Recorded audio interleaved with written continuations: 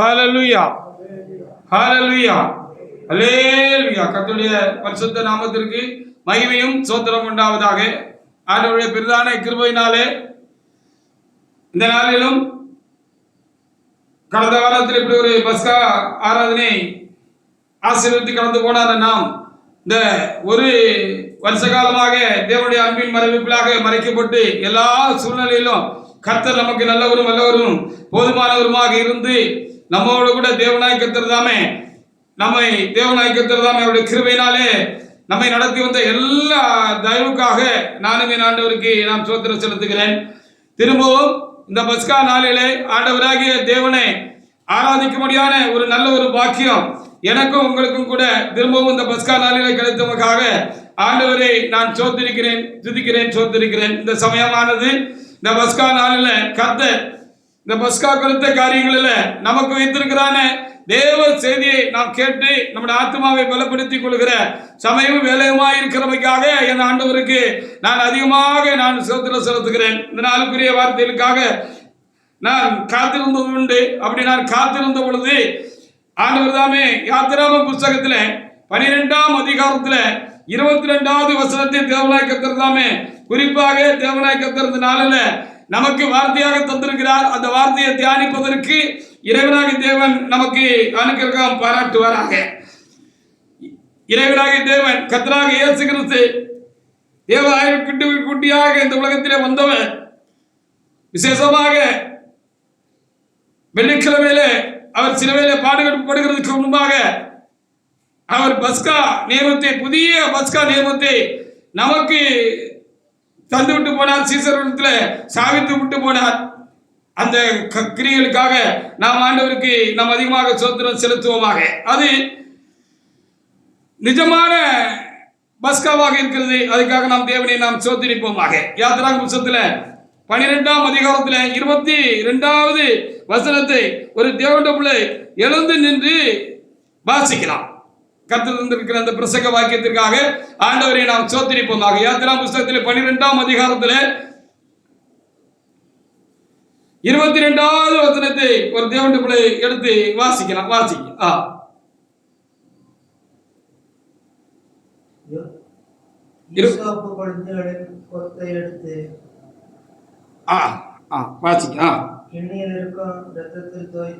ஈசோப்பு குழந்தைகளின் கொத்தை எடுத்து கிண்ணியில் இருக்கிற ரத்தத்திலே தோய்த்து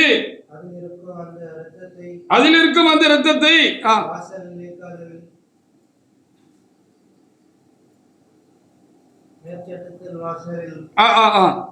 இரண்டிலும் தெளிவுங்கள். ஆமா, ஈசோப்பு குழந்தையின் கொத்தை எடுத்து கிண்ணியில் இருக்கிற ரத்தத்திலே தோய்த்து அதில் இருக்கும் அந்த இரத்தத்தை வாசல் நிலைக்கால் மேற்சட்டத்திலும் வாசல் நிலைக்கால்கள் இரண்டிலும் தெளியுங்கள். விடியற் காலம் வரைக்கும் உங்களில் ஒருவனும் வீட்டு வாசலை விட்டு புறப்பட வேண்டாம் என்று சொல்லி இங்கே அவர்களுக்கு தேவனாகிய கர்த்தர் ஒரு நியமத்தை கொடுத்தார், ஒரு கட்டளை கொடுத்தார் என்று சொல்லி எழுதப்பட்டிருக்கிறது. தொடர்ந்து 21ஆம் அதிகாரத்திலிருந்து நாம் தொடர்ந்து நம்ம இங்கே வாசித்து பார்க்கிற பொழுது எகிப்தியருடைய தலைச்சன்களை தேவனாகிய கர்த்தர் தாமே அழித்து அவர்களுக்கும் தேவனாகிய கர்த்தர் தாமே நீதியை சரிக்கட்டி எகிப்தியருடைய அடிமைத்தனத்தில் இருந்ததான அவருடைய ஜனங்களாக இஸ்ரவேலரை எகிப்தின் அடிமைத்தனத்திலிருந்து மீட்கிறதுக்கு கர்த்தர் சித்தம் கொண்டு ராக்காலங்கள்ல கர்த்தர் தம்முடைய பலத்த செயலை அங்கே என்ன செய்தாராம், அங்கே நடப்பித்து இஸ்ரவேல் ஜனங்களை பாதுகாத்து கொண்டார் என்று சொல்லி நாம் அங்கே பார்க்க முடிகிறது. அப்படி பாதுகாப்பதற்கு ஒரு ஏற்பாடு அவர் செய்து வைத்திருந்தார் என்று சொல்லி பார்க்கிறோம். அதுதான் பஸ்கா நியமமாக அது நமக்கு அருளப்பட்டிருக்கிறது. அவைகளுக்காக நாம் ஆண்டவருக்கு அதிகமாக நாம் ஸ்தோத்திரம் செலுத்துவோமாக. ஒரு ஆட்டுக்குட்டியை நீங்க எடுத்து என்ன செய்யணும், பழுதற்ற ஒரு ஆட்டுக்குட்டி எடுத்து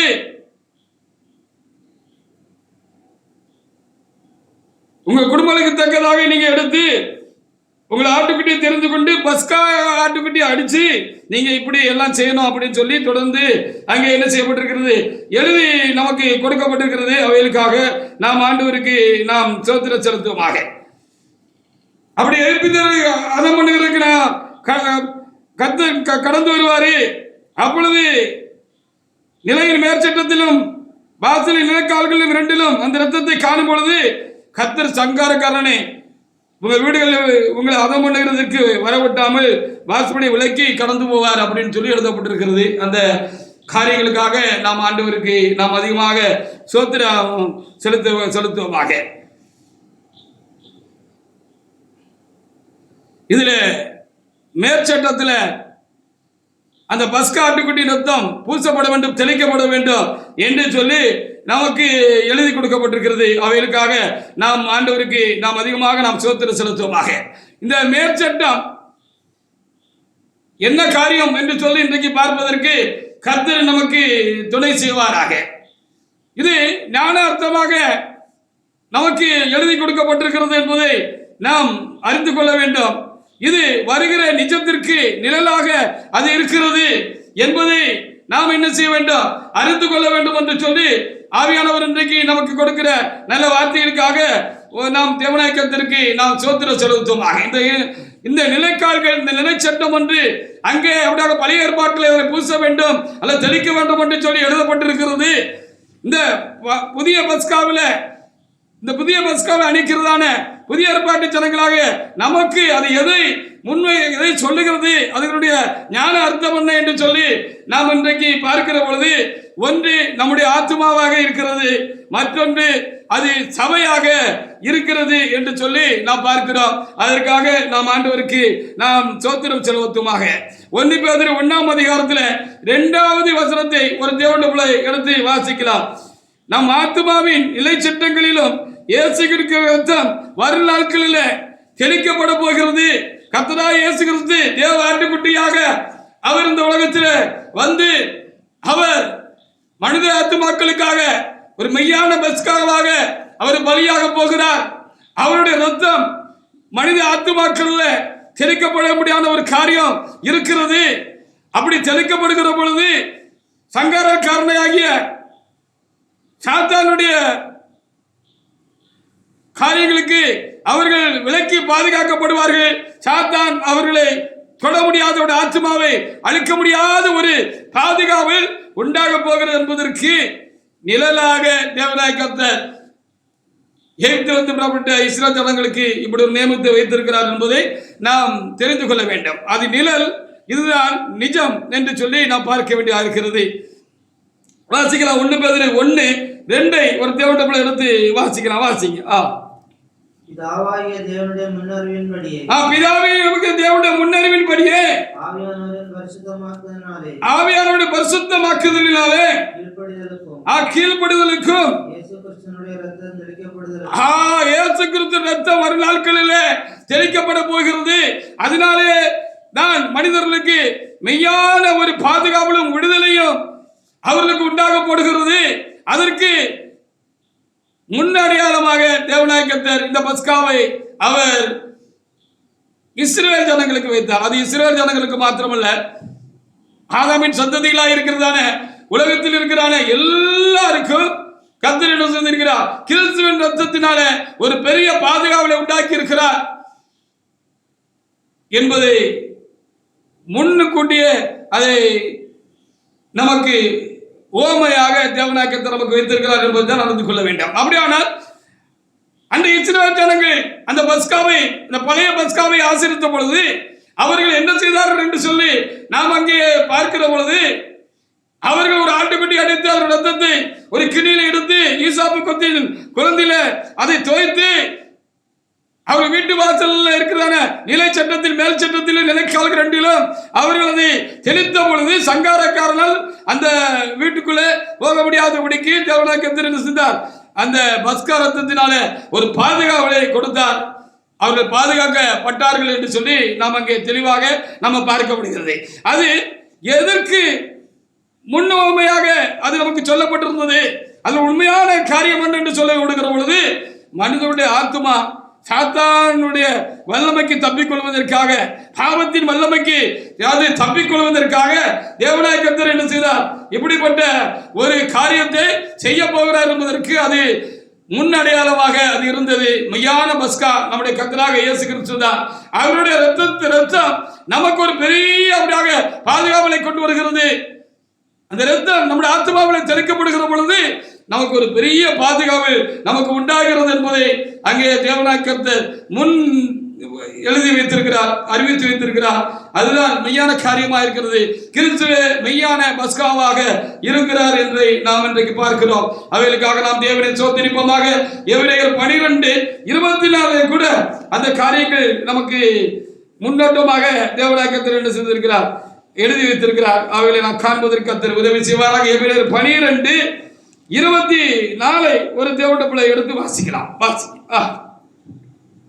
புதுவுடன்படிக்கை மத்தியஸ்தராகிய இயேசு கிறிஸ்துவினிடத்திற்கும் இயேசு கிறிஸ்துவின் ரத்தத்திற்கும் ஆபேலுடைய ரத்தம் பேசுகிறதை பார்க்கிறோம்.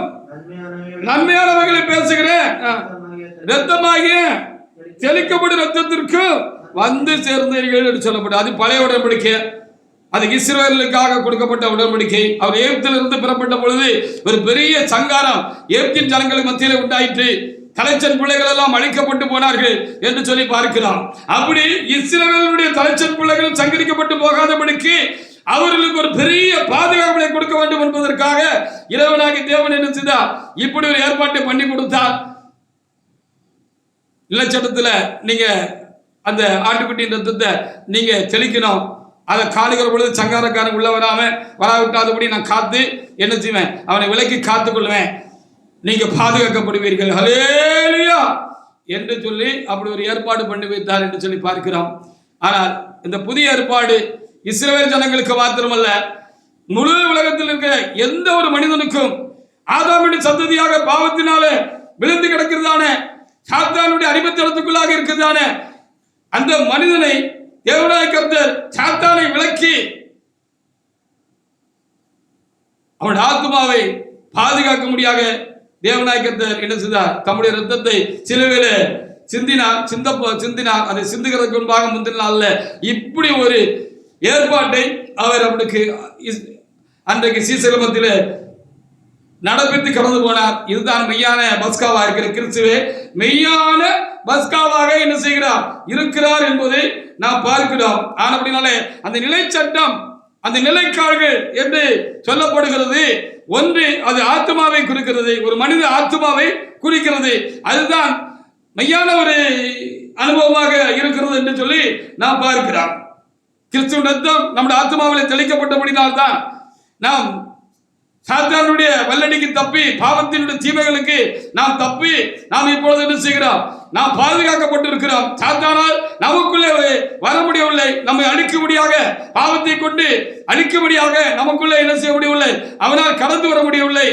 தேவ பாதுகாப்பு கிறிஸ்துவனுடைய ரத்தத்தினாலே நம்ம ரத்தம் நம்முடைய ஆத்மாவில் தெளிக்கப்பட்டபடினாலே அது உண்டாயிருக்கிறது என்று சொல்லி அதற்கும் இதற்கும் இருக்கிறதான சம்பந்தம் என்ன, அது எதை சொல்லுகிறது என்பதை நாம் பார்க்க முடியாக இந்த நாளிலும் கர்த்தர் நமக்கு அனுக்கிரகம் பாராட்டி இருக்கிறமைக்காக தேவனாய் கர்த்தருக்கு நாம் ஸ்தோத்திரம் செலுத்துவோம். எபேசியர் புத்தகத்தில் 5ஆம் அதிகாரத்தில் 25 முதல் 27 வரைக்கும் நீங்க வாசி பாருங்க.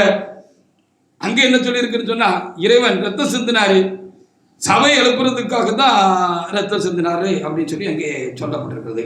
அவைகளுக்காக நாம் ஆண்டவரை நாம் ஸ்தோத்திரிப்போம். எபேசியர் 5ஆம் அதிகாரத்தில் 25 முதல் 27 வரைக்குள்ள வசனங்களை ஒரு தேவனுக்குள்ளே எடுத்து வாசிக்கலாம். புருஷர்களே 25 உங்கள் மனைவிகளில் அன்பு கூறுங்கள். உங்கள் மனைவிகளில் அன்பு கூறுங்கள். அப்படியே கிறிஸ்துவும் சபையிலே அன்பு கூர்ந்து தாமதை திருவசனத்தை கொண்டு தண்ணீர் முழுக்கினால் சுத்திகரித்து பரிசுத்தமாக்குறதற்கும்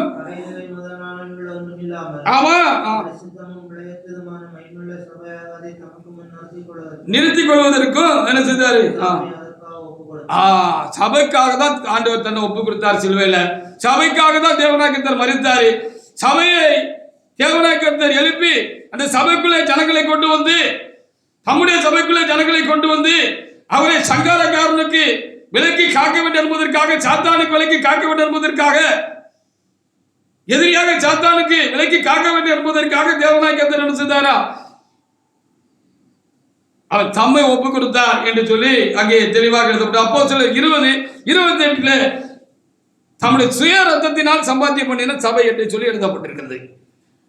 ஆனால் அப்படிலாம் தேவனுடைய பிள்ளைகளை இந்த பஸ்கா நாளில் நாம் தியானிப்பதற்காக தேவனாய் கர்த்தர் இப்படி ஒரு காரியங்களை நமக்கு வைத்திருந்தமைக்காக நாம் தேவனாய் கர்த்தருக்கு நாம் ஸ்தோத்திரம் செலுத்துமாக. அப்போஸ்தலர் 20ஆம் அதிகாரத்தில் 28வது வசனத்தில் அப்போஸ்தலர் பவுல் சபைக்கு சொல்லுகிற பொழுது, இந்த சபை கர்த்தராகிய இயேசு கிறிஸ்துவின் சொந்த ரத்தத்தினால அது உண்டாயிருக்கிறது என்று சொல்லி அவர் என்ன செஞ்சாரு சொன்னார். தன் சொந்த ரத்தத்தை சபைக்காக சிந்தி, தேவனுடைய ராஜ்யத்துக்காக, திருச்சபைக்காக தேவனாய் கர்த்தர் சிந்தி அவர் என்ன செஞ்சார்னு அங்கே எழுதப்பட்டிருக்கிறது என்று சொல்லி பாருங்கள். அப்போஸ்தலர் 20ஆம் அதிகாரத்தில் 28வது வசனத்தை ஒரு தேவனுடைய எடுத்து வாசிக்கலாம். வாசிக்க.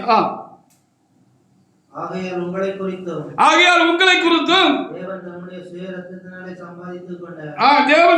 ரத்தத்தினாலே சம்பாத்தியம் பண்ணி கொண்ட தமது சபையை மேய்ப்பதற்கு உங்களை கண்காணிகளாக மந்தை முழுவதையும் குறித்து எச்சரிக்கையா இருங்கள் என்று சொல்லப்பட்டிருக்கு. சுய ரத்தத்தினால் அவர் அந்த சம்பாத்தியம் பண்ணி கொண்டாரு. சபைக்காக தான் ஆண்டவரை கர்த்தர்தாமே அப்படிப்பட்ட ஒரு காரியத்தை அவர் செஞ்சாரு அப்படின்னு சொல்லி இங்கே எழுதப்பட்டிருக்கிறது. அப்படினால தேவனுடைய பிள்ளைகளே, திரும்ப இப்போ ஆதியாகமம் 12ஆம் அதிகாரத்துல 22வது வசனத்தை நீங்க திரும்பவும் எடுத்து நீங்க வாசித்து பாருங்கள். ஒவ்வொரு வருடமும் நாம் இதை தியானிக்கிறோம். இந்த வருடத்துல கர்த்தர் இதை நாம் தியானிக்க முடியாத இப்படி ஒரு காரியத்தை நமக்கு முன் கொண்டு வந்திருக்கிறமைக்காக, நம்முடைய கண்களுக்கு முன்பாக, நம்முடைய ஆத்மாவுக்கு முன்பாக தேவனாய் கர்த்தர் இந்த இடத்துல கொண்டு வந்திருக்கிறமைக்காக நான் ஆண்டவருக்கு நான் ஸ்தோத்திரம் செலுத்துகிறேன். இப்போ திரும்ப வாசி பாருங்க. யாத்திராகமம் 12:22. ஈசோப்பு கொழுந்துகளின் கொத்தை எடுத்து கிண்ணியில் இருக்கும் இரத்தத்திலே தோய்த்து, ஈசோப்பு கொழுந்துகளின் கொத்தை எடுத்து கிண்ணியில் இருக்கும் இரத்தத்திலே தோய்த்து அதில் இருக்கும் அந்த இரத்தத்தை வாசல் நிலைக்கால்களிலும் மேற்சட்டத்திலும் வாசல் நிலைக்கால்கள் இரண்டிலும் தெரியுங்கள்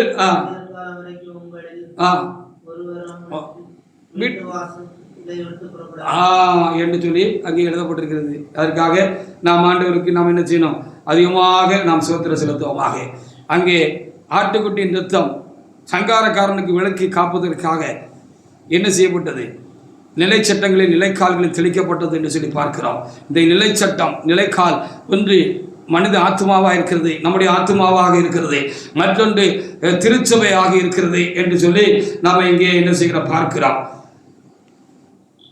அதுக்கு உள்ளதான் இருக்கணும், இந்த சபைக்குள்ளாக இருக்கணும்.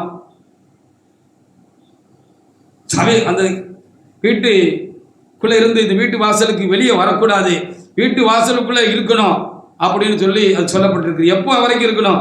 விடிய காலம் வரைக்கும் இருக்கணும் அப்படின்னு அங்கே ரொம்ப தெளிவாக நமக்கு எழுதி கொடுக்கப்பட்டிருக்கிறது. அதற்காக நாம் தேவனாய் கர்த்தருக்கு நாம் ஸ்தோத்திரம் செலுத்துவோம். மத்தேயு 14:18 கூட வாசிக்கலாம். சபைக்குள் இருக்கும் வரை, சபையா இருக்கும் வரை பாவத்தை கொண்டு வந்து சாத்தான் நமக்குள் புகுந்து விட முடியாது, நம்மை பலவீனப்படுத்த முடியாது, நம்மை கெடுக்க முடியாது, நம்முடைய ஆத்மாவை சேதப்படுத்த அழிக்க முடியாது என்பதுதான் இதனுடைய உண்மையான காரியமாக இருக்கிறது. கிறிஸ்துவின் ரத்தத்திற்கு அந்த வல்லமை இருக்கிறது என்று சொல்லி நாம் பார்க்கிறோம். வாசிக்கலாம். மத்தேயு 14:18 ஒரு தேவனுடைய பிள்ளை எடுத்து வாசிக்கலாம். வாசிக்க.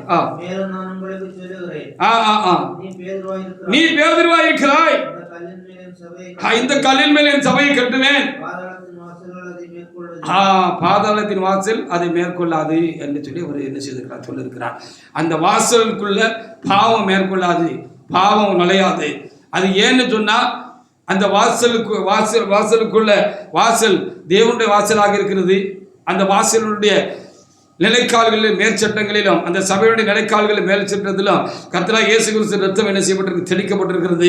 விசேஷமாக அந்த சபையை உருவாக்குறதுக்காகத்தான், எழுப்புவதற்காக தான் தேவனாகிய கர்த்தர் என்ன செய்தார் என்று சொல்லி நம்ம இங்கே பார்க்கிற பொழுது, அவர் தம்முடைய சொந்த ரத்தத்தை அவர் சிந்தினார். சொந்த ரத்தத்தை சிந்தி அவர் இந்த சபையை எழுப்பினார் என்று சொல்லி பார்க்கிறோம். ஆனபடினால இங்கே அவைகள் வரும் காரியத்துக்கு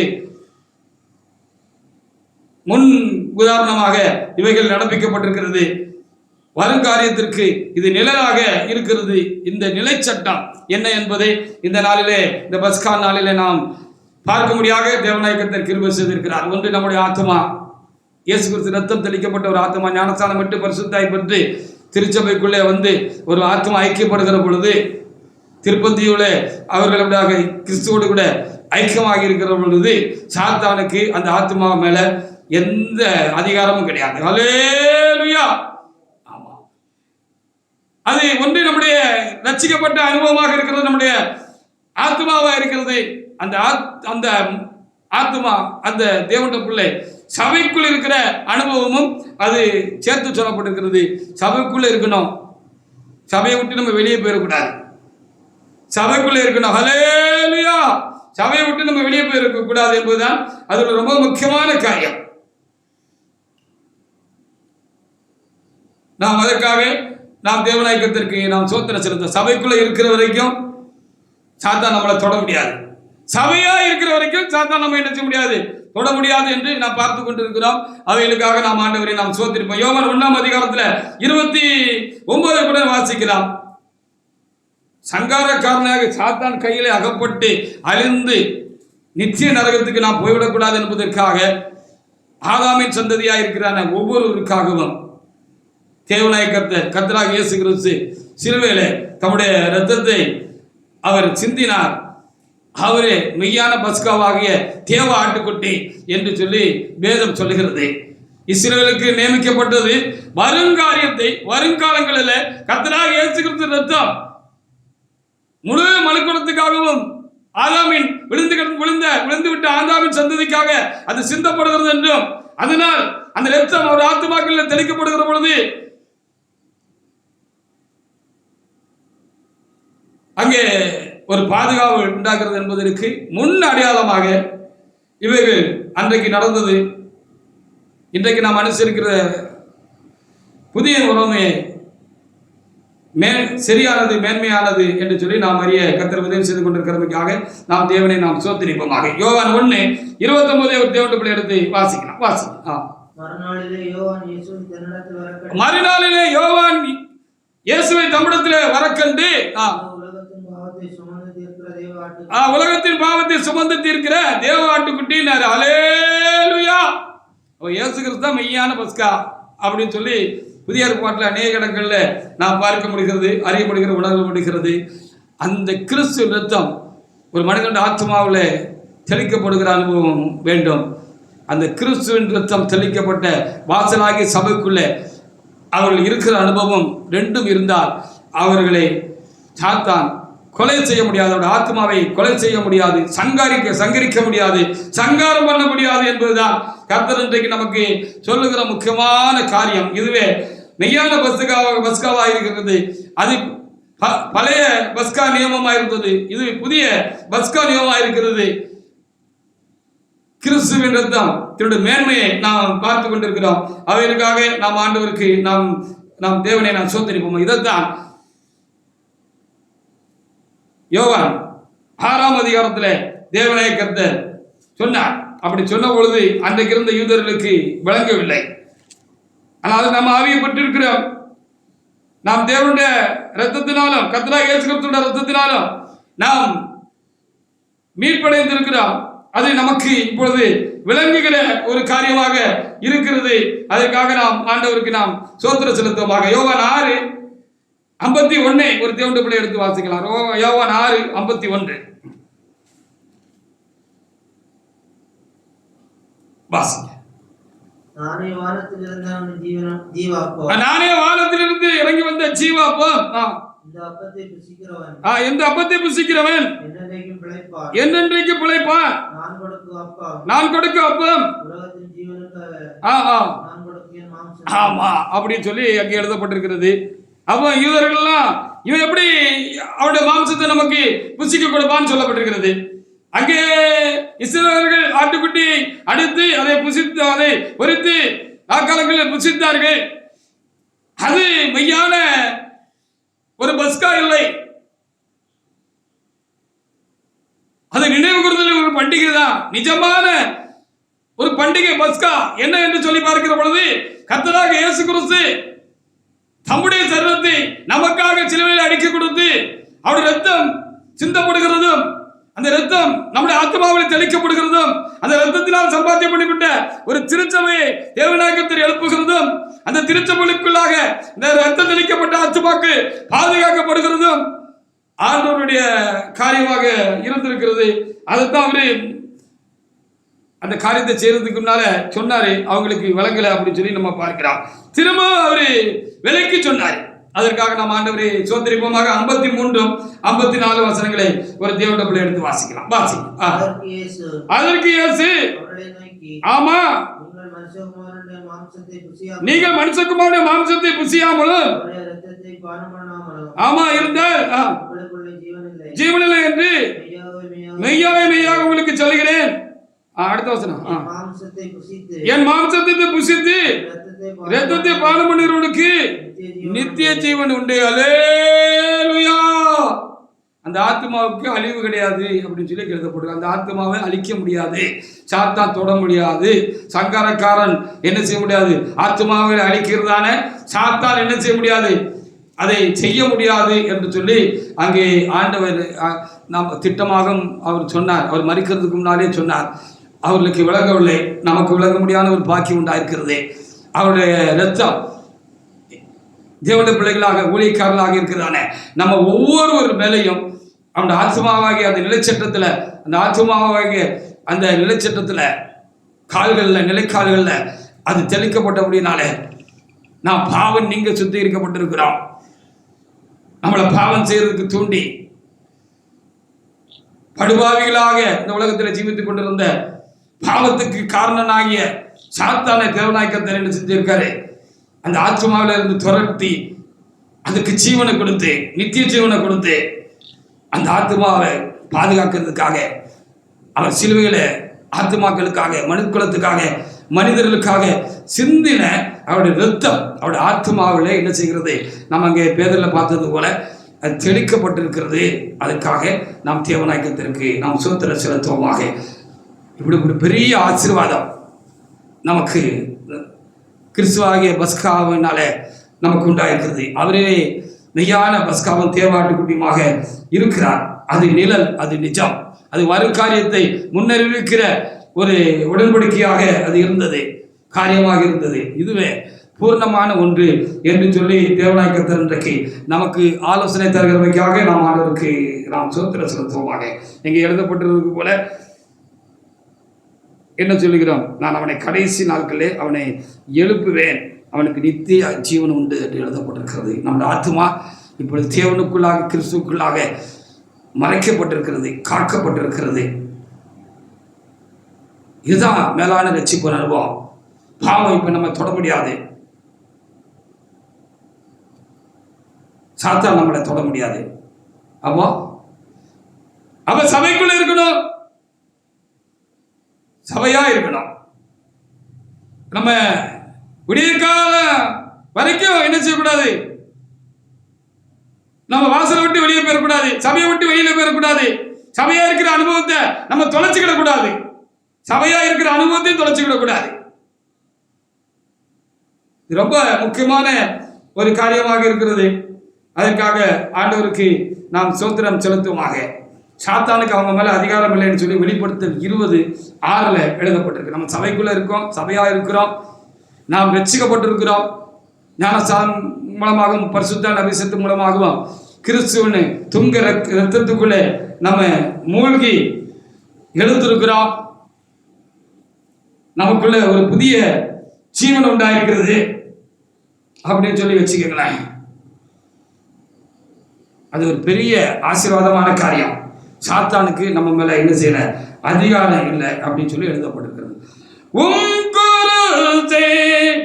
ஆட்சிக்கெல்லாம் ஊற்றா ஜீவநதியா உங்குருதே ஆதிகள்லாம் ஊற்றவட்டா ஜீவநதியா துங்கரத்தை மூன்று மூழ்கி துங்கரத்தை மூழ்கி தூய்மை அடைந்து மேன்மையாகினே தூய்மை அடைந்து மேன்மை ஆகினே விந்தை கேரே தேசுராஜா உந்தன் சிலுவை என் மேன்மை உந்தன் சிலுவை என் மேன்மை ஆமென் அல்லேலூயா.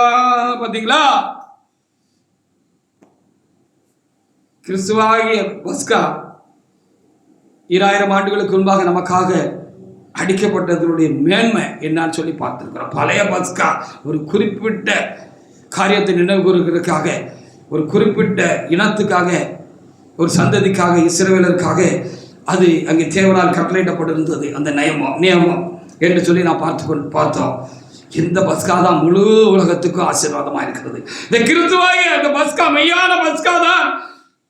அவர் பலியிடப்பட்டதுதான் முழு மனுக்குலத்துக்கும் ஒரு பெரிய ஆசீர்வாதமாக இருக்கிறது என்று சொல்லி நாம் பார்க்க முடிகிறது.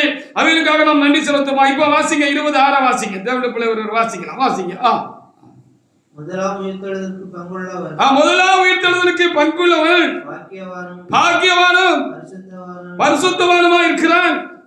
இவர்கள் இரண்டாம் மரணத்திற்கு அதிகாரம் இல்லை. ஆமா, சாத்தான் கொன்னு நம்மளை தூக்கி பாவம் செய்ய வச்சு நம்மளை கொன்னு படுபாவியாக்கி முழுபாவியாக்கி பாவத்தை நம்மளை பூர்ணப்பட வச்சு நம்மளை கொண்டு போய் என்ன செய்ய முடியாது, நரகத்துல கொண்டு தள்ள முடியாது.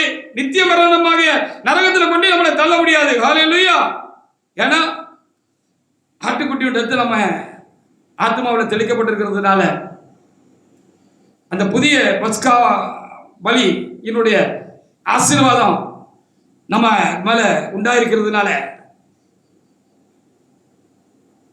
நமக்கு இப்படி பெரிய ஒரு பாதுகாவலும் ஆசீர்வாதம் உண்டாயிருக்கிறது.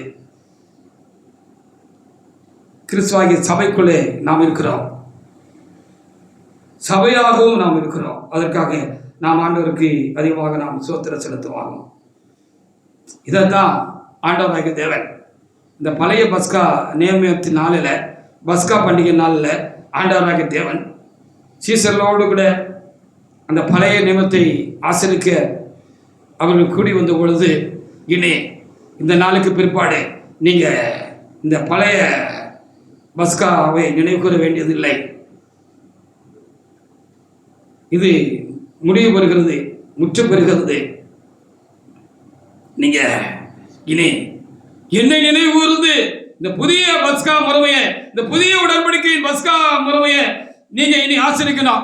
இதுதான் உலகம் முழுவதும் ஆசீர்வதிக்கப்பட போகிறது இதன் மூலமாக என்று சொல்லி ஆண்டவர் அதை அவங்களுக்கு ஸ்தாபிச்சுட்டு போனாரு என்று பார்க்கிறோம். இதுதான் நம்ம புதிய பஸ்கா முறைமை. இயேசு கிறிஸ்துவினுடைய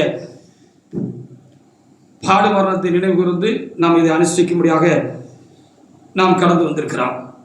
இந்த புதிய பஸ்கா நியமத்தை தான் நம்ம ஆசரிக்கும்படியாக கடந்து. லூக்கா 22:20 நீங்க எடுத்து நீங்க வாசி பாருங்க. முதல்ல அப்பத்தை எடுத்து அவர் ஆசீர்வதித்து, இதை வாங்கி புசியுங்கள், இது உங்களுக்காக பிக்கப்படும் என்னுடைய சரீரமாக இருக்கிறது அப்படின்னு சொல்லி அவங்களுக்கு பிட்டு கொடுத்தாரு. அடுத்து பாத்திரத்தையும் எடுத்து ஆசீர்வதித்து, ஆண்டவர் இது உங்களுக்காக சிந்தப்பட போகிற, நாளைக்கு உங்களுக்காக சிந்தப்பட போகிற என்னுடைய இரத்தத்தினாலாகிய புதிய உடன்படிக்கையா இருக்கிறது அப்படின்னு சொல்லி அவர் புதிய காரியத்தை அவர் அன்றைக்கு ஆரம்பித்து வச்சுட்டு போனார். அது இன்றைக்கு வரைக்கும் அது கை கொள்ளப்படுகிறது. விசேஷமாக திருச்சபையில் அது மிகுந்த பயபக்தியோடு கூட, ஒழுங்கு கிரமமாக பயபக்தியோடு கூட அது என்ன செய்யப்படுகிறது, ஆசரிக்கப்படுகிறது. விசேஷமாக நாம் ஆசரிக்கிறோம். அல்லேலூயா. கர்த்தருடைய சேனையாய் சபையா இருக்கிற நாம் எல்லா காலங்களிலும், இந்த காலங்களிலும் ரொம்ப கருத்தா, கவனமா, பயபக்தியா, பரிசுத்தமா, கர்த்தர் உடைய ஆலோசனைப்படி ரொம்ப இந்த நியமத்தை என்ன செய்கிறோம், ரொம்ப கவனமாக நாம் என்ன செய்கிறோம், அதை பயபக்தியோடு கூட ஆசரிக்கிறோம். ஒவ்வொரு முறையும் இன்றைக்கு மாத்திரமல்ல, இந்த பஸ்கா பண்டிகை நாளில் மாத்திரமல்ல, ஒவ்வொரு பரிசுத்த நாளிலையும் நாம் இதை ஆசரிக்கிறோம். திருச்சபையாக நாம் ஆசரிக்கிறோம். திருச்சபையா இருந்து நாம் தேவநாயகத்திற்கு ஆசரிக்கிறோம். அப்ப ஒவ்வொரு நாளும் கர்த்தருடைய ரத்தம் நம்முடைய ஆத்மாவோட அப்படிப்பட்ட இந்த சாக்கிரமத்தை நாம் அனுஷ்டிக்கிற பொழுதெல்லாம், கை கொள்கிற பொழுதெல்லாம் நம்ம மேலே தெளிக்கப்பட்டுக்கிட்டே இருக்கு. நம்ம புதுமை அடைஞ்சிக்கிட்டே இருக்கோம். நம்மளோட ஆத்மா இன்னும் ஒவ்வொரு நாளும் புதுமை அடைஞ்சிக்கிட்டே இருக்கு, புதுப்பிக்கப்பட்டு கொண்டே இருக்கிறது.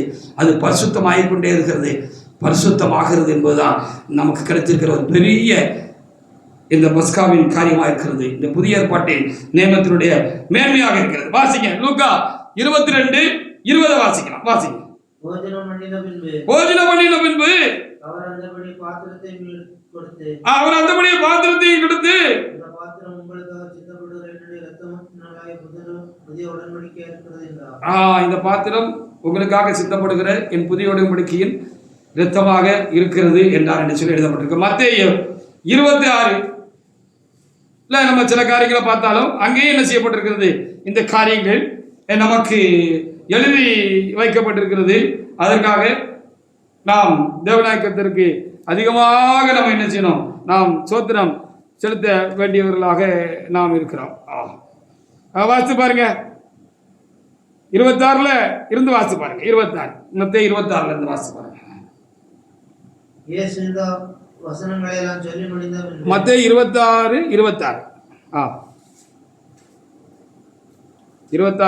அவர்கள் போஜன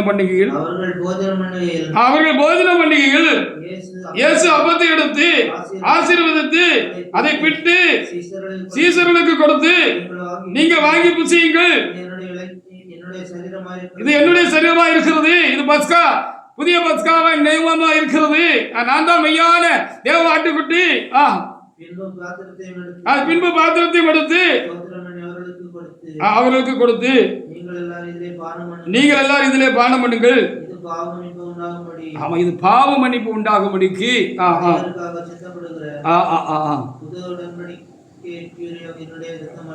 அடுத்த வசனத்தை கூட வாசிக்கலாம்.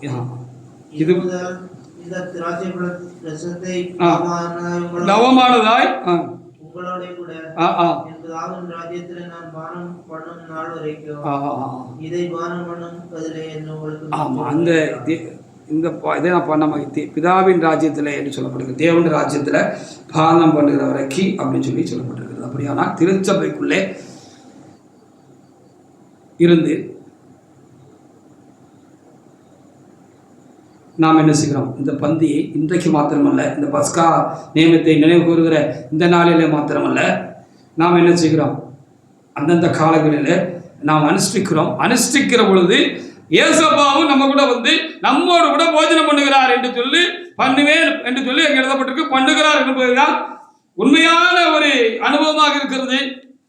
அதற்காக நாம் ஆண்டவருக்கு நாம் சோத்திரம் செலுத்துவோம். யாத்திராகம் 12:22 வாசி பாருங்க. அப்போ அந்த யாத்திராகம் 12 சொல்லப்பட்டிருக்கிற அந்த உள்ளான காரியம் என்ன, உள்ளான ஆவிக்குரிய காரியம் என்ன, அந்த ஞான அர்த்தம் என்ன, அந்த நிலைச்சட்டம் என்பது என்ன, அந்த நிலைக்கால்கள் என்பது என்ன,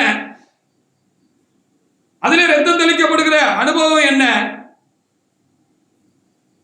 அது ஆத்மாவை குறிக்கிறது என்று சொல்லி நாம் பார்த்துக் கொண்டிருக்கிறோம்.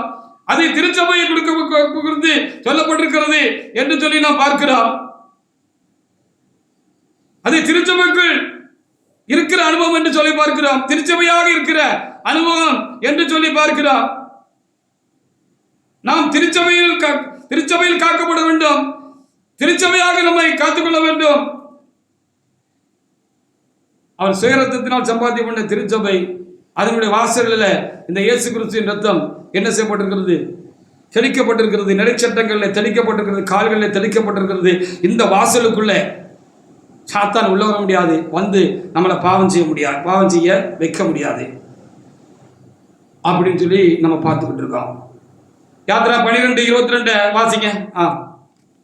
ஈசோப்பு கொழுந்துகளில் கொத்தை எடுத்து கொழுத்துகளில் கொத்தை எடுத்து திண்ணையில் இருக்கிற ரத்தத்தில் தோய்த்து திண்ணையில் இருக்கிற ரத்தத்தில் தோய்த்து அதிலிருக்கும் அந்த ரத்தத்தை ஆ ஆ ஆ ஆ வாசல் நிலைக்காலின் மேற்சட்டத்திலும் ஆ ஆ வாசல் நிலைக்கால் இரண்டிலும் ஆ தெளியுங்கள். ஆ ஆ உயர்காலம் வரைக்கும் உங்களை ஒருவரும் வீட்டு வாசலை விட்டு புறப்படாது. அப்போ இந்த விடியற் காலங்கிறது என்னது? எது வரைக்கும் நம்மளோட ஆத்மாவை பாதுகாத்துக் கொள்வதற்கு மெய்யான திருச்சபைக்குள்ளே நம்மளை காத்துக்கொள்ளணும். திருச்சபைக்குள்ளே இருந்தால் மாத்திரம் காணாது, திருச்சபையாக நம்ம இருந்து காத்துக்கொள்ளணும். நம்மளும் திருச்சபையாக இருக்கணும். அப்போ அதில் சொல்லப்பட்டிருக்கிற திருச்சபைக்கு கொடுக்கப்பட்டிருக்கிற எல்லா சத்தியங்களையும் உபதேசங்களையும் சட்டத்திட்டங்களையும் நியமங்களையும் முறைமைகளையும் நடைமுறைகளையும் எல்லாத்தையும் நம்ம சரியாக காத்து திருச்சபைக்குள்ளே திருச்சபையாக நம்மளை காத்துக்கொள்ளணும் அப்படின்னு தான் இங்கே சொல்லப்படுது. அது என்ன விடியற் காலம் என்று சொல்லி பார்க்கிற பொழுது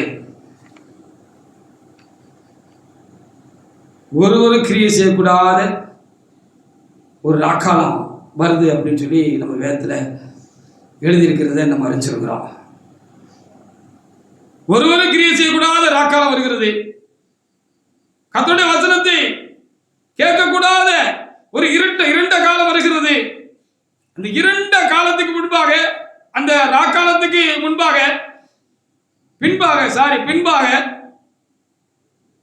கர்த்தருடைய வருகை இருக்கும். அந்த வருகை தான் விடியற் கால வெளிச்சம்னு அங்கே சொல்லப்பட்டிருக்கிறது. கர்த்தருடைய வருகை வரைக்கும் எது சபையோ அந்த சபையில் நீங்களும் நானும் என்ன செய்யணும்? சபையா நம்மளை காத்துக்கிட்டாதான் சங்காரக்காரன் நம்மளை தொட முடியாது, சாத்தா நம்மளை தொட முடியாது, திரும்பவும் பாவத்தை நமக்குள்ள கொண்டு வர முடியாது. பாவத்தின் சம்பளம் மரணம்னு சொன்ன வார்த்தையின்படி நம்மளை அழிக்க முடியாது, நம்ம ஆத்மா அழிக்க முடியாது, கொல்ல முடியாது, நம்மளை நரகத்தில் கொண்டு போய் தள்ள முடியாது. ரொம்ப தெளிவாக இருக்கணும். ஏசாயா 8:20 வாசித்து பாருங்க. ஏசாயா 8:20. தேவனுடைய பிள்ளைகளே, திரும்ப திரும்ப சொல்லுகிறது உங்களுடைய ஆத்மாவுக்கு பிரயோஜனமாக இருக்கு என்பதற்காக கர்த்தருடைய ஆவியானவர் சபையை குறித்து, சபையினுடைய அவசியத்தை குறித்து, மேன்மையை குறித்து, நான் சபையா இருக்க வேண்டிய அதனுடைய முக்கியத்துவத்தை குறித்து கர்த்தர் திரும்ப திரும்ப நமக்கு சொல்லிக்கிட்டே இருக்கிறாரு. இன்னைக்கு சபையை குறித்து, சபையுடைய நாமத்துக்குள்ள இருந்து, புதிய சில நாமத்துக்குள்ள இருந்து ஆராதனை செய்கிறோம் என்று சொல்லுகிற அநேக தேவனுடைய மனிதர்கள் என்று சொல்லப்படுகிறவர்கள் ஊழியக்காரர்கள் இன்றைக்கு சபையை குறித்து, அதனுடைய கட்டாயத்தை அவசியத்தை குறித்து சரியா மக்களுக்கு முன்பாக அவைகளை போதிக்கிறது இல்லை, உபதேசிக்கிறது இல்லை, சொல்லுகிறது இல்லை. கர்த்தருடைய சேனை சபையாக தேவனால் தெரிந்து கொள்ளப்பட்ட நாம தான் நம்ம என்ன செய்யணும்? இதை திரும்ப திரும்ப மக்களுக்கு முன்பாக வைக்கிறோம். சபைக்கு அவசியத்தை நம்ம எந்த ஒரு முக்கியமான பண்டிகை நாட்களிலும், முக்கியமான ஆராதனைகளிலும், எல்லா காலங்களிலும் அதை நம்ம வச்சுக்கிட்டே இருக்கிறோம். அதனுடைய அவசியம் என்ன? ஏன் நம்ம சபையா இருக்கணும்? ஏன் சபைக்குள்ள இருக்கணும்? அப்படிங்கிறத நம்ம சொல்லிக்கிட்டே இருக்கிறோம். அதுக்காக ஆண்டவருக்கு நாம் ஸ்தோத்திரம் செலுத்துவோமாக. ஏசாயா 8:20 ஒரு தேவனுடைய எடுத்து வாசிக்கலாம். வேதத்தையும் சாட்சியாகமத்தையும் கவனிக்க வேண்டும். இந்த வார்த்தைகளின்படி சொல்லாவிட்டால் அவர்களுக்கு விடிய காலத்து வெளிச்சம் இல்லை. ஆமா, சபைக்குள்ளதான் வேதம் சாட்சியாகமம் என்று சொல்லப்பட்ட பழைய ஏற்பாடும் புதிய ஏற்பாடும் சரியா ஜனங்களுக்கு போதிக்கப்படுகிறது. இப்படி சரியா போதிக்கப்பட்டு அந்த போதனையை கேட்டு அந்த போதனையின்படி நம்முடைய ஆத்மாவை நாம் காத்துக்கொள்வோம் என்று சொன்னால் அதான் சபையா வாழுகிறது, சபையா இருக்கிறது. சபைக்குள்ள இருக்கோம், நல்ல காரியம்தான். சபையா இருக்கிறோமா? அது என்ன என்று சொன்னால் இங்கே தெளிவாக எழுதப்பட்டிருக்கிறது. வேதத்தையும் சாட்சியாகமத்தையும் ரொம்ப கவனிக்கணும். நமக்கு போதிக்கப்படுகிற போதனைகளை நம்ம கவனிக்கணும். சபைக்குள்ளே வைத்திருக்கிற கர்த்தர் நமக்கு தந்திருக்கிற கிறிஸ்துவின் பிரமாணங்களை ரொம்ப கருத்தா கவனிச்சு கேட்டு அதை ஒன்ன கூட மிஸ் பண்ணிடாதபடிக்கு எல்லாத்தையும் பயபக்தியா இருந்து நம்ம என்ன செய்யணும்? அதை சரியா நம்ம கை கொள்ளணும், நம்மளை காத்துக்கொள்ளணும். அதான் சபையா, சபைக்குள்ள இருக்கிற அனுபவம். சபைக்குள்ள இருந்துட்டு சபையா இல்லைன்னு என்ன செய்யுது? சபைன்னு போடு போட்டுக்கிட்டு, புதிய இடத்துல சபைன்னு போடு போட்டுக்கிட்டு, அந்த சபைக்குள்ள இருக்கிற ஊழியக்காரராக இருக்கட்டும், தேவனுடைய மனுஷன் சொல்லிக் கொள்ளுகிற எந்த ஒருவராக இருக்கட்டும், சபையா இல்லைன்னா எப்படிங்கிறத கேள்வி.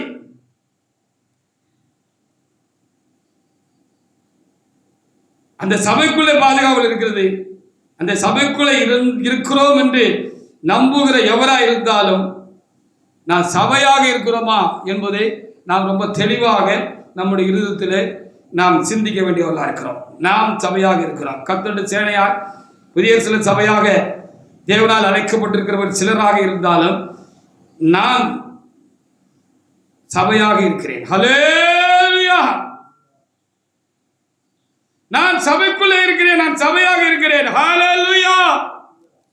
அப்பனாதான் சாத்தானுக்கு தப்ப முடியும், பாவத்துக்கு தப்ப முடியும், சுயத்துக்கு தப்ப முடியும், நானுக்கு தப்ப முடியும். நான் என்கிறது தான் இருக்கிறது பொல்லாத சாத்தானுடைய மோசமான அக்னி அஸ்திரம், அம்பு. அதுக்கு தப்ப முடியும் அப்படின்னு சொல்லி நம்ம இங்க பார்க்கிறது. அப்படி இருக்கிறதுனால தான் சபையில் வைத்திருக்கிற சில காரியங்களை வேண்டான்னு சில வேளையில் நமக்கு காதுல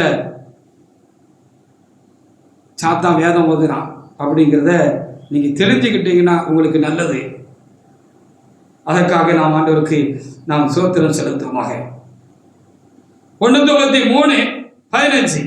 அப்போ எல்லா சபையா என்றால் கிறிஸ்துவின் போதனைக்கு அவருடைய சத்தியத்துக்கு எந்த சபை தூணும் ஆதாரமாக இருக்கிறதோ அதுதான் சபை என்று சொல்லி பவுல் ஐயா எழுதி வச்சுட்டு போயிருக்கிறாங்க. 1 Timothy 3:15 ஒரு தேவனுடைய எடுத்து வாசிக்கிறோம். தாமதிப்பேனாகில் தேவனுடைய வீட்டிலே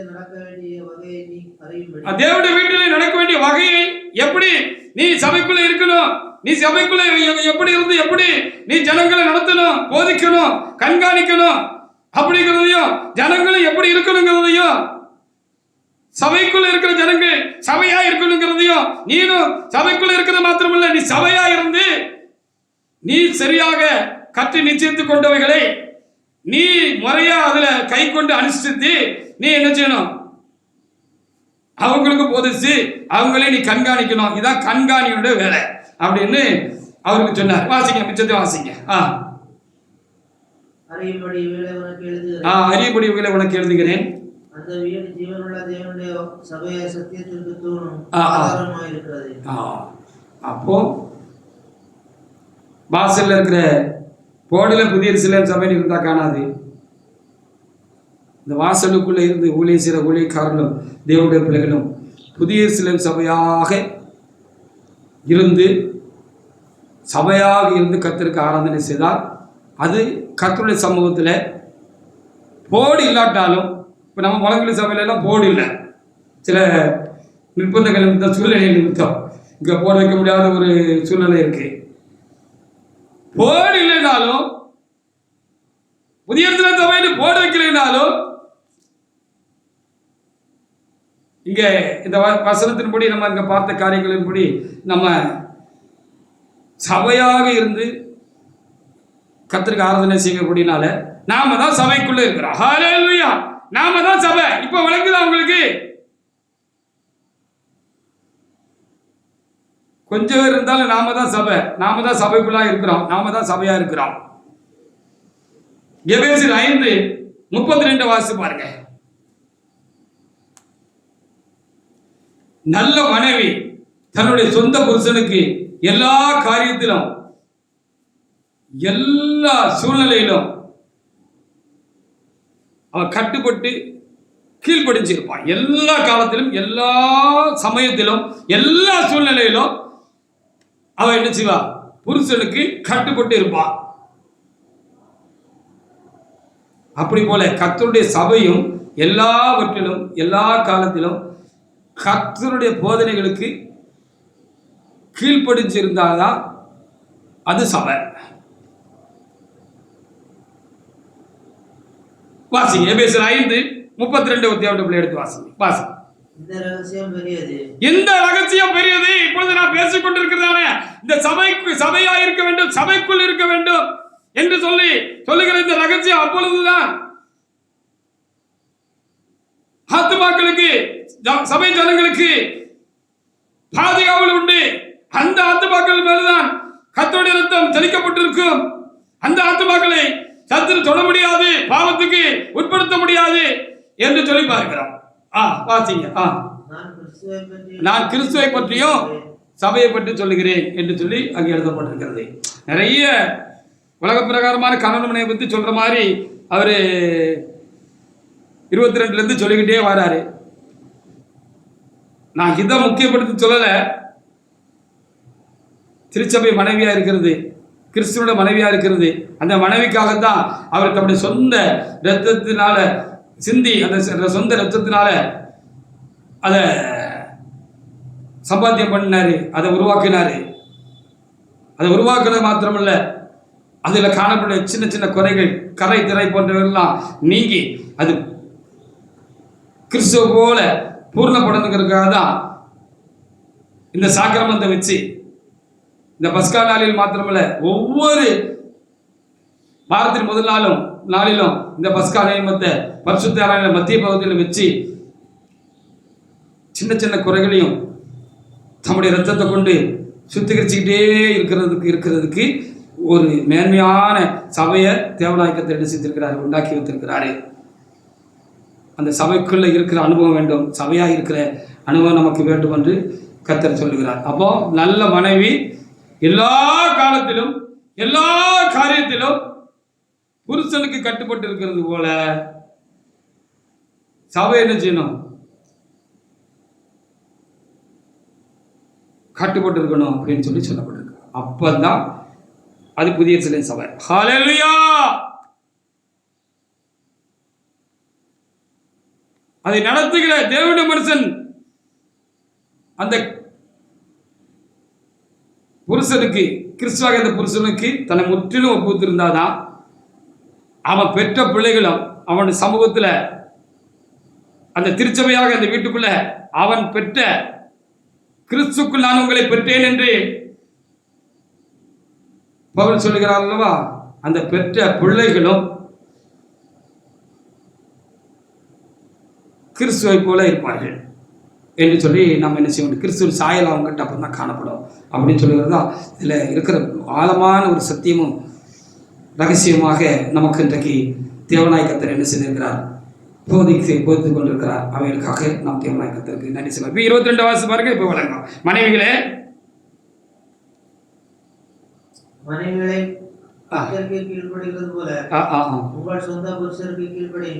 மனைவிகளே உங்கள் சொந்த புருஷருக்கு கீழ்ப்படுகிறது போல கர்த்தருக்கு கீழ்ப்படுகிறங்க அப்படின்னு சொல்லி இப்ப அப்படி திருப்பி வாசி பாருங்க.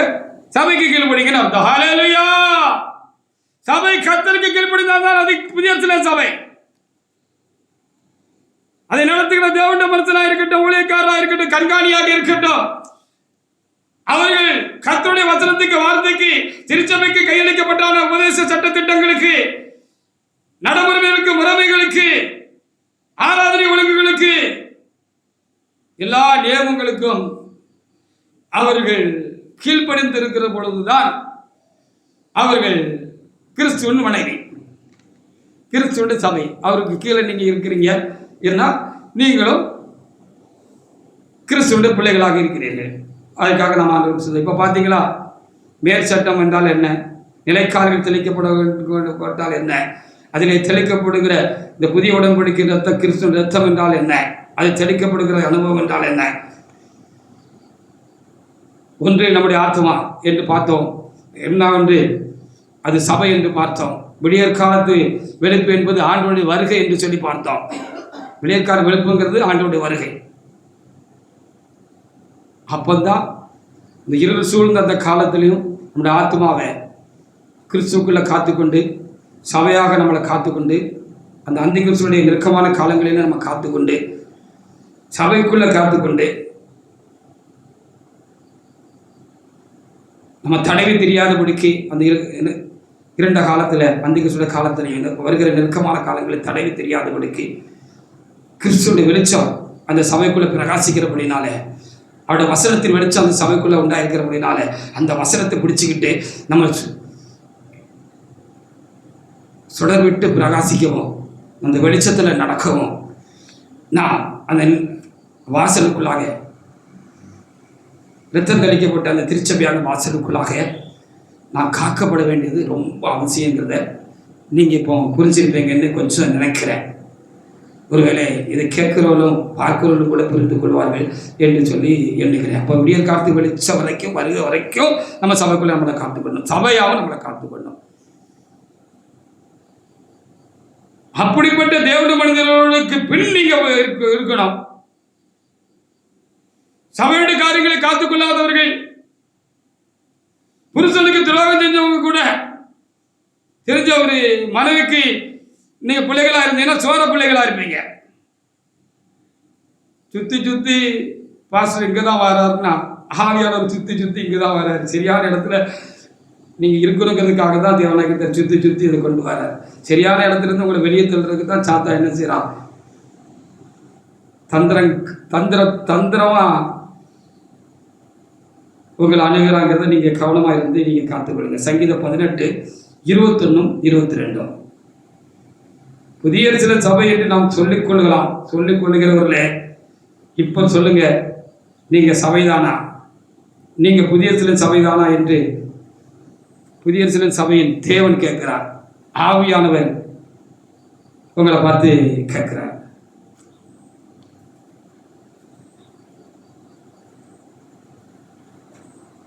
வாசிக்கலாம். சங்கீதம் 18:21-22 வசனங்களை வாசிக்கலாம். வாசிக்க. கர்த்தருடைய வழிகளை கைக்கொள்வதில் நான் என் தேவனுக்கு துரோகம் பண்ணினதில்லை. நான் என் தேவனுக்கு துரோகம் பண்ணினதில்லை. அவருடைய நியாயங்களை எல்லாம் எனக்கு முன்பாக நிறுத்துகிறேன். அவருடைய நியாயங்களை எல்லாம் எனக்கு முன்பாக நிறுத்தினேன். அவருடைய பிரமாணங்களை நான் எந்த ஒரு காரியத்தையும் சட்டத்திட்டத்தையும் நமக்கு கொடுக்கப்பட்ட எந்த ஒரு காரியத்தையும் நான் வேண்டான்னு தள்ளி போடலை. கர்த்தருடைய வழிகளை நான் கை கொண்டு வாரேன். நான் என் தேவனுக்கு துரோகம் பண்ணது கிடையாது. ஹல்லேலூயா. என் புருஷனுக்கு நான் துரோகம் பண்ணது கிடையாதுப்பா. அவர் என்ன சொன்னாரோ, என்ன எனக்கு படிப்பிச்சிருக்கிறாரோ, என்ன எனக்கு செய்ய சொல்லியிருக்கிறாரோ அது அப்படியே நான் செய்கிறேன். நான் என் தேவனுக்கு துரோகம் பண்ணலை. இதான் மனைவியினுடைய லட்சணம்.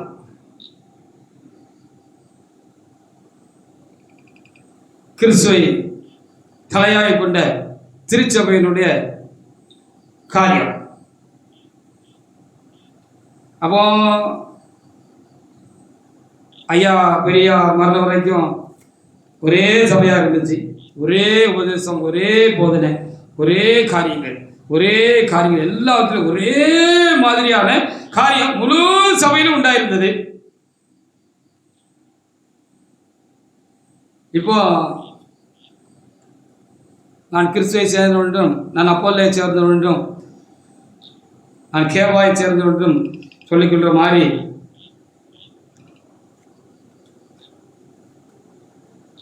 அதை உடச்சிக்கிட்டோம். சரி, இதில் நாமளும் இருக்கிறோம், கர்த்தருடைய சேனையாக இருக்கிறோம், புதிய சில சபை என்று நாம் சொல்லுகிறோம். புதிய சில சபையாக இருக்கிறோம் என்று நாம் சொல்லுகிறோம். எல்லாரும் இந்த பஸ்கா பண்டிகை நாளில் நாம் புதிய சபையாகத்தான் இருக்கிறோமா, புதிய சபைக்குள்ளாகத்தான் இருக்கிறோமா என்பதை நம்ம பார்க்கணும். ஏற்கனவே நிறைய முன்னால் சொன்னதெல்லாம் நம்ம திரும்ப அசை போட்டோம்னா நமக்கு அது வழங்கும். நம்ம சபைக்குள்ளே இருக்கோமா, சபையாக இருக்கிறோமா, நம்ம சபை தானா, நம்ம புதிய சபை தானா?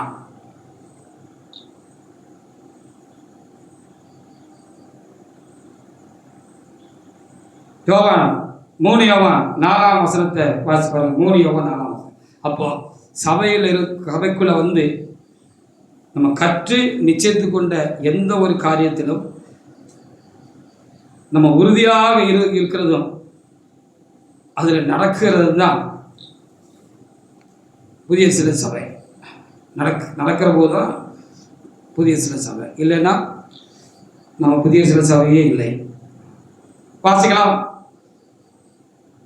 என் பிள்ளைகள் சத்தியத்திலே நடக்கிறார்கள் என்று நான் கேள்விப்படுகிற சந்தோஷத்திலும். ஆமா, என் பிள்ளைகள் சத்தியத்திலே நடக்கிறார்கள் என்று கேள்விப்படுகிற சந்தோஷத்திலும் அதிகமான சந்தோஷம் எனக்கு இல்லை. ஆமா, இதுக்கு நம்ம சத்தியத்தை நம்ம கற்றுக்கொண்டு நிச்சயத்திருக்கிற காரியத்தில் நம்ம நடந்தாதான் நம்ம கிறிஸ்துவனுடைய பிள்ளைகள். அப்போதான் கிறிஸ்து நம்மளை பார்த்து சந்தோஷப்படுவார். அதன்படி நம்ம நடக்கலை, முரண்படுதோம். சில காரியங்களை நம்ம வேண்டான்னு தள்ளிடுறோம்.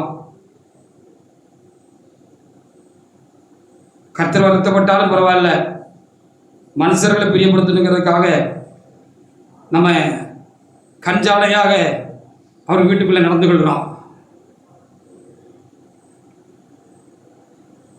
அப்போ எப்படி? அப்போ நம்ம ஆத்மாவுக்கு பாதுகாவல் எல்லாம் போயிடும், அந்த ஊழியக்காரனுக்கு பாதுகாவல் எல்லாம் போயிடும்.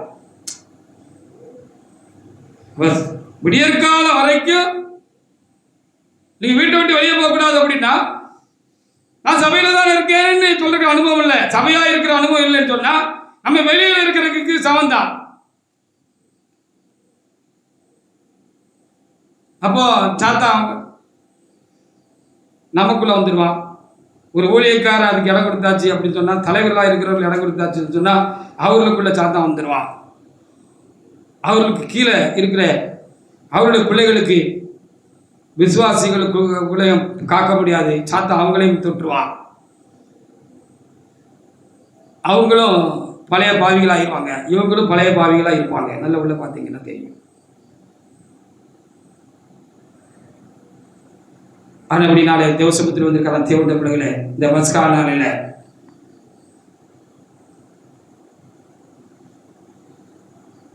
பஸ்கா நியமத்தின்படி ஆட்டுக்குட்டி அடிக்கப்பட்டு அதனுடைய இரத்தம் கிண்ணிகளில் எடுக்கப்பட்டு ஈசோப்பு குழந்தை கொண்டு அதில் தோய்த்து அந்த இரத்தத்தை நிலைக்கால்களிலும் சட்டங்களிலும் தெளித்த அந்த ஆதி அனுபவம் என்ன? அதற்கு மேலான கிறிஸ்துவின் இரத்தம் தெளிக்கப்படுகிற அனுபவம் என்ன? அது எங்கே தெளிக்கப்படுகிறது? ஆத்மாவிலே தெளிக்கப்படுகிறது. அது சபையினுடைய வாசல்களிலே நிலைச்சட்டங்களிலும் கால்களிலே தெளிக்கப்படுகிறது. சபைக்குள்ளே இருக்கிற அனுபவம், சபையாக இருக்கிற அனுபவம், நம்முடைய ஆத்மா ரட்சிக்கப்பட்ட அனுபவம், இதை நாம் சரியாக காத்துக்கொள்ள வேண்டும். அப்படி காத்துக்கொள்கிற பொழுது நாம் அப்படி விடிய காலத்து வெளிச்சத்தில் அவருடைய வருகையிலே நாம் எடுத்துக்கொள்ளப்படுவோம். அது வரைக்கும் இந்த அனுபவத்தை பாதுகாத்துக்கொள்ள. நல்லே 54 வருஷம் ஆகுது ஐயா, சோத்திரம் ஐயா. 43 வருஷம் ஆகுது ஐயா, சோத்திரம் ஐயா அப்படின்னு சொல்லுகிற எந்த தேவண்ட மனுஷனாக இருக்கட்டும், ஊழியக்காரர்களாக இருக்கட்டும், நானாக இருக்கட்டும், நீங்களாக இருக்கட்டும், அந்த அனுபவத்தை நாம் காத்துக்கொள்ளாவிட்டால் எத்தனை வருஷமாக அவருடைய இரத்தம் தெளிக்கப்பட்ட வாசலுக்குள்ளே சபைக்குள்ளே இருந்ததிலே அர்த்தம் இல்லை.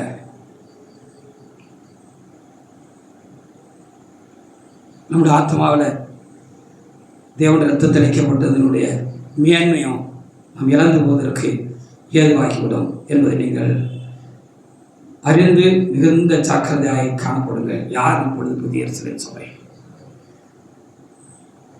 என்பதை வசனத்தின் வெளிச்சத்திலும் ஆவியானவர் துணை கொண்டோம் இந்த நாளில் பார்ப்பதில் கர்த்தர் நமக்கு உதவி செய்தமைக்காக என்னுடைய ஆண்டவருக்கு நான் அதிகமாக சோத்திரம் செலுத்துகிறேன். இதிலே தோற்று போனவர்கள் யார், இதிலே ஜெயம் கொண்டவர்கள் யார் என்பதை, யார் மேல் புதிய எருசலேமின் நாமம் வரையப்பட்டுள்ளது என்பதையும் இப்போ கர்த்தரே சீக்கிரமாக வெளிப்படுத்தி உறுதிப்படுத்த வேண்டிய காலகட்டாயத்தில் நாம் இருக்கிறோம். கர்த்தரே உறுதிப்படுத்துவாராக. தேவனே நமக்கு நடு நின்று தீர்ப்பு செய்வாராக, நியாயம் செய்வாராக. ஆமென். கர்த்தர் இந்த வார்த்தைகளை ஆசீர்வதிப்பாராக. நாம் தேவனாய் கர்த்தரை நாம் சோதரிப்போமாக. சோதராண்டவரே.